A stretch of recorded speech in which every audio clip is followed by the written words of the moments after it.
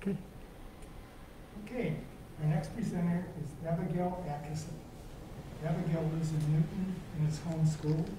She's the daughter of Mindy and Ernie Adkison. The title of the project is Art to Hands. Abigail?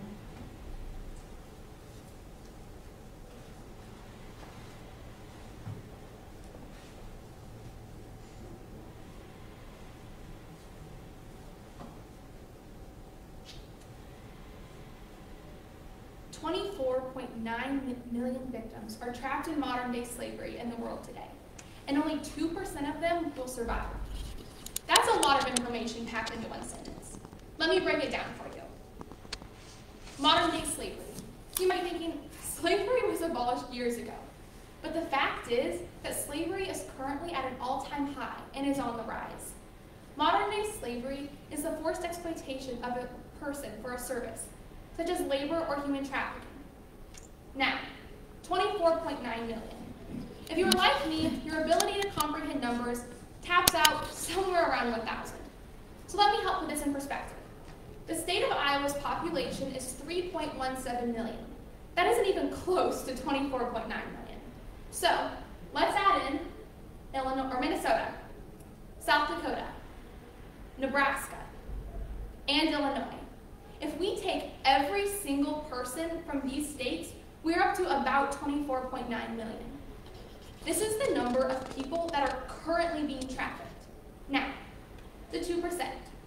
Out of all these people, only the residents of Minneapolis will survive.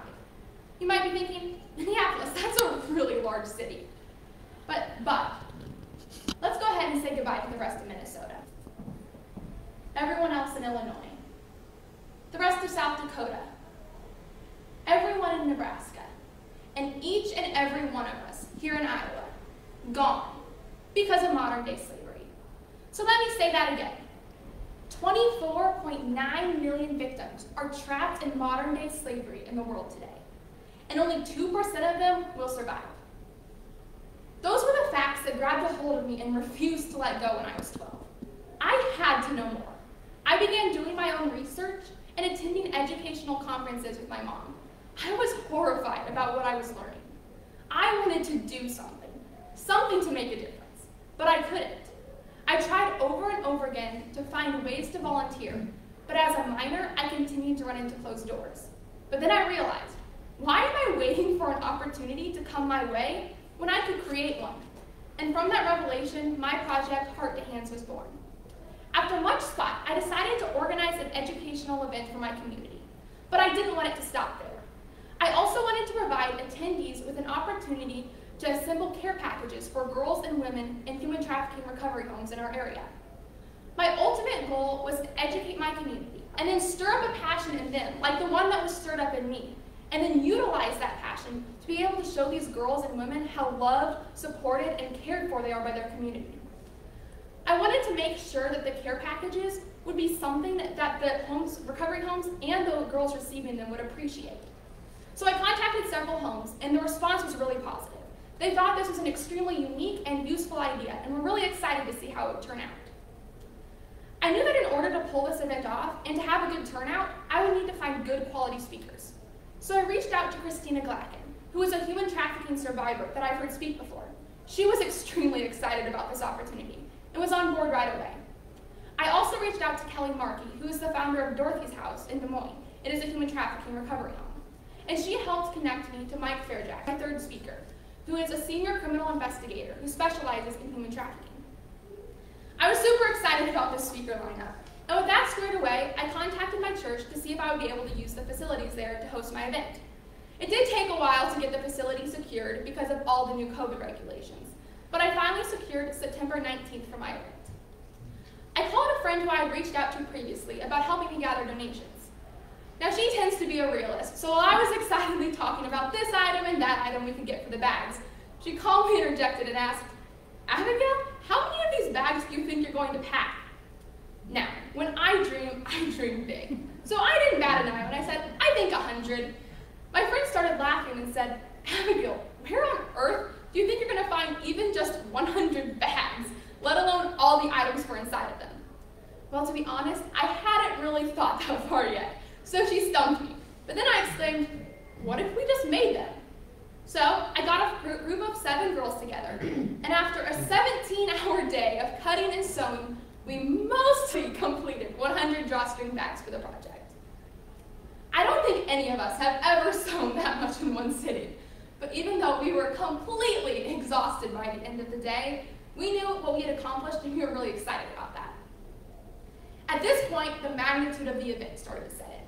I began organizing volunteer teams for collecting donations, advertising, food prep, greeting and hospitality, and bag packaging. I created a Facebook page for my event and shared my story and some facts about human trafficking to begin drawing some interest for the event. I also reached out to a graphic designer, and she volunteered to design a flyer for the event. Word began to spread and my excitement kept growing. I continued talking to my friends and family members, and more people started to get excited. I created an Eventbrite and a Facebook event so people could register to attend. I also created an online sign-up sheet for the donations that we needed so that I could keep track of what was still needed to be purchased. It was really exciting, but to be honest, also nerve-wracking as people began to register, and the majority of them were people who I didn't even know. I was also able to advertise and have an informational table at my church where people could learn more about the event. Then I was also given the opportunity to share about my passion for ending human trafficking and about my event at our church services. This was truly an amazing opportunity, and I saw a huge spike in registration and donations. I had someone reach out to me about how she was really excited about the event, but that she didn't feel comfortable coming to a public event yet. I assured her that we would be taking COVID precautions, but that gave me the idea to set up a live stream for the speakers and to create a PayPal account so that people could donate to the bags online. I also wanted to include an encouraging book in each bag, so I reached out to a publisher, and they allowed me to purchase 100 books at wholesale price, 56% off retail. That was still a really big price tag of $726 though. So I contacted several businesses in my community, until I had enough sponsorships to buy the books. I spent several days taking flyers to businesses in town and talking to the people I met about human trafficking. People were really excited about this event, and some even told me they didn't even know human trafficking existed in Iowa. This really motivated me because I knew that this event was necessary and was going to make an impact. As I got closer to the day of the event, I began organizing the item donations, and then I used the monetary donations received to go out and purchase the remaining needed items in bulk. I had several human trafficking and outreach organizations contact me to see if they could have information tables at the back of the event room. I thought this was a fabulous idea, so I made arrangements to make that happen. The day before the event was crazy busy. We had to set up the whole room for packaging the bags and make one-way traffic signs so the event would run smoothly. We also had to set up the event room, the food area, and COVID stations. With the help of many volunteers, however, the day ran smoothly. The day of the event arrived, and I was beyond excited, but also really nervous about how it would go. As the attendees began to arrive, I felt this overwhelming feeling as I saw that what I had worked so hard on was finally happening. I welcomed the attendees, introduced the first speaker, and the event began. I was amazed how smoothly it went. Each speaker was very engaging, and the feedback I received was phenomenal. The packing of the bags was a beautiful experience, and my heart was warmed as the bags began to fill up. It touched my heart to see so many teenagers, boys and girls alike, participating with enthusiasm. I loved seeing the care that each person took as they picked out their items and then wrote a personalized gift tag for their bag. I had many teary-eyed conversations afterwards, and I loved hearing how it touched people and then propelled them to action in so many different ways.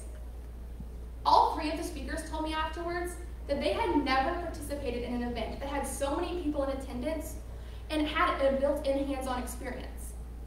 Christina, the human trafficking survivor, told me that this was the first event that she had ever spoken at, that she was joyful and excited about sharing her story. Hearing comments like this really encouraged me and made me realize how big of an impact this made. But not only have I heard countless stories of how the event impacted others, but it also impacted me in many, many ways. I believe that the biggest qualities that preparing for this event grew in me were my leadership and delegation skills. I could not do everything myself or leave things until the last minute. I had to learn how to take charge and get things done, and then bring others alongside of me and empower them in their own individual giftings. My organizational skills also grew. This event took a lot of organizing, and the more I did it, the more enjoyable it became. I also grew in my communication skills. I had several opportunities to speak in front of large groups of people, and the more I did it, the more comfortable I became. But even more than all those things, I grew in my compassion and love for others.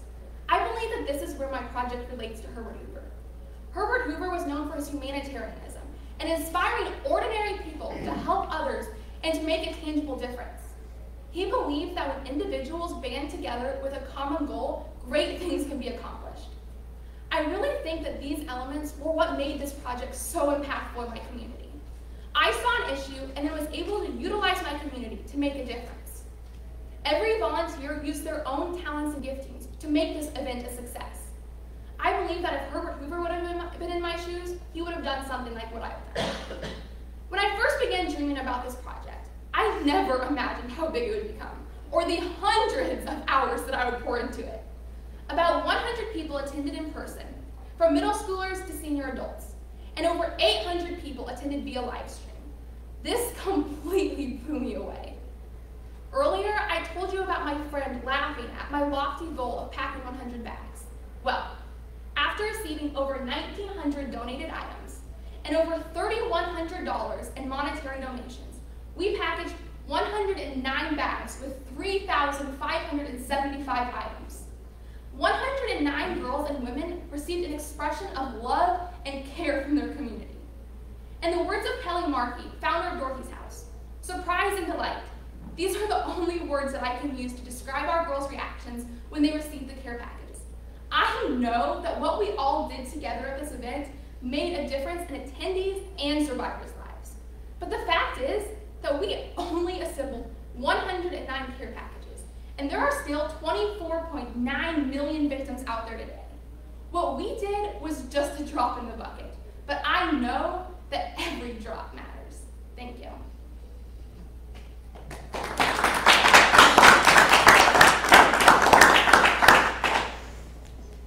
Yes. Could you tell us some of the items you have up there and what you did put in there? Yeah, for sure. So, back here. This is the book that I contacted the publisher for. So we have this book. We have some colored pencils and pens because we got each girl a journal. We included some sort of makeup item and nail polish and hair accessory, whether that was a hairbrush, some scrunchies, something like that. We also had socks in every bag. We had 2 pairs of socks. We included toothpaste, some like lip balm. Each girl received a piece of jewelry. We got those from Claire's at a very discounted price. They allowed us to do that. This actually, I like this story. So this is a face serum, and I reached out to a lady on Instagram actually, and she created a sale with her, like it's her own company, I guess, and she created a sale specifically for this event. So if people bought a serum, she donated serum, and she ended up donating 100 serums for the bags. So that was really cool. And we also had like an adult coloring book and face masks and things like that. So what is the book there what's the title of that? It's called Be Loved. Oh. Thank you. Yeah. Yes? Do you know how many of these homes there are in Iowa? I don't have an exact number. I know that these bags went to benefit 3 homes, but I do know there are more homes than that. There are more than 3. Yes. Yeah, and those are the only ones that were in like Des Moines area. So that's a small area compared to what they are in the entire Iowa. What's the statute against human trafficking in Iowa? Okay, what do you mean by statute? I'm sorry. Law. Law, yeah, so it's illegal. I mean, clearly, I'm not sure on like any specific, like what the laws actually say, but it is illegal and yeah. And follow up to that. You give us global numbers, 24 and so on. What are the numbers in Iowa? Because we've got 80 and 35. Right. I don't know a specific number, but I do know that because of the I-80 and I-35, that it's actually a pretty big hub in comparison. Like, I know, I've looked at things before, like when they rate states and such for how much trafficking there are on them. And I can't remember the specific number, but it is pretty high up there. Just because it's such an easy way to transport people. Even if the trafficking is not happening right here in Iowa, it's a good transport way where they can meet and then take girls and women to other places of the country. Yes? Will other groups do this again? Will it keep going Yeah. to other homes, maybe? Yeah, so in my opinion, I think there's probably two ways that this would continue. So first of all, with me, I absolutely loved doing this and organizing this and seeing the impact that I made. So it's something that I would like to continue on. I've had multiple people come up to me and ask me if I could make it as an annual event because they want to bring their friends, and it really did impact people in a lot of ways. So there's that option for me, and like I've had so many people say, if you do this again, I'll volunteer, I'll help out with it. And then also, I actually had someone from Illinois contact me to see if I would potentially bring Heart to Hands to Illinois. And I think my role there would be more helping her organize one. So there's that option as well. But then also, from this event, so many other people have been inspired to go out and find something that they can do as well. I've had many people come up and tell me, I looked up all the homes online and I'm talking to them and I want to organize something for my own, like whether it's a run or something using their own talents and such.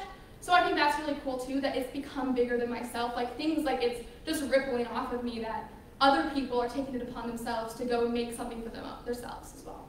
Terrific. Yes? Did you get any feedback on which items people like the most, and will you make any changes to the bags in the future? Yeah, so I haven't received any feedback besides that they loved the bags, but as in regards to what they liked. What I did try to do is, kind of have some artsy stuff in there and like a journal and stuff, so different like types of things for different types of girls, because obviously not every girl's gonna love every single item. So I tried to get a good variety of things, just so we could get a good variety of girls and women. Is there somewhere that we can see? Did you film, did you tape it? So is it online somewhere so we can listen to the speakers ourselves? Yeah, so I did have it as a live stream, but in respect for the survivor, I was not able to leave it up for more than 24 hours just to protect her her story. She is writing a book, so she wants just to keep claims on who hears her story. I do have it on DVD that I could, if any of you wanted to watch it, I could get you a DVD of it though. You said 800 people watched the live stream? Yep. Wow. Okay. Yes? How did you become aware of this need? I did not even know we had homes in Iowa Right, yeah. for Yeah. trafficking. Yes, so it started, like I said, when I was 12, and I was actually at a 4-H meeting, and one of the girls her presentation was on modern day slavery, and I was like you, I had no idea it was even a thing. Also, I was younger, so it's nothing that's greatly talked about. But I was just blown away because I was like, I thought this was abolished, a long time ago. And she was just explaining everything, and it just shook me, and I couldn't stop thinking about it. And so from there, every time I saw a conference or something, I wanted to go to the conference, or I spent hours online researching and stuff. And just the more I learned, and the more people I got connected to, and just really had this network around me that I could learn these things. Given the numbers involved and so on, I'm assuming, are you 18? I'm actually 17. Right. Turned 18 in December. There's a tremendous political dimension to this. Yes, there is, yes. Okay. And so getting victims of human trafficking would look large, and I think if you do look at the statute, it is, quotes, illegal, but there's no significant fine for customers. Right. Until that changes. Exactly. Right, because human trafficking is going to continue to happen until either A, the need is gone, or we put down really strict laws, and that is true that lots of times traffickers and such, the penalty they get for trafficking is pretty mild to what it, in my opinion, should be. So. Any other questions? All right, well, thank you. Thank you.